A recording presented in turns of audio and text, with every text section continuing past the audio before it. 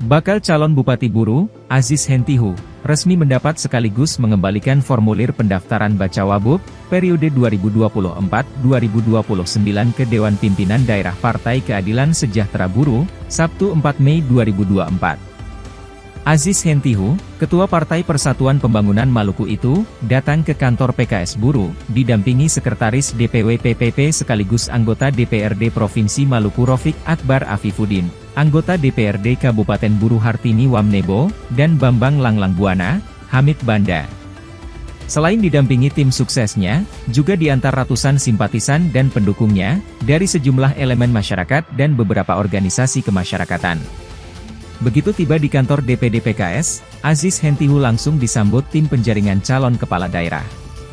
Aziz Hentihu mengucapkan terima kasih kepada PKS yang telah menyambut baik dirinya menjadi bakal calon Bupati Buru. Bahkan langsung menawarkan pada dirinya posisi tersebut. Ia melanjutkan, PKS dan PPP mempunyai jejak kerjasama cukup baik misalnya di Pilkada Buruh dan SBT. Menurutnya, Partai PKS tidak asing baginya dan partai tersebut mempunyai posisi strategis di Kabupaten Buruh.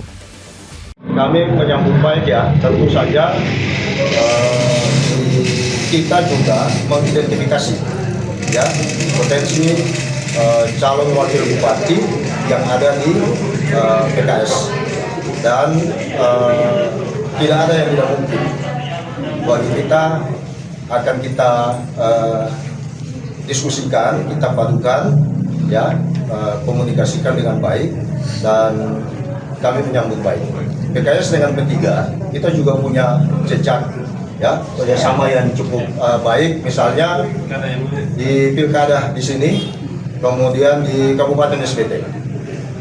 Keinginan dari PKS yang mau disampaikan bahwa PKS juga berkeinginan untuk menjadi wakil dari. Download Tribun X sekarang, menghadirkan lokal menjadi Indonesia.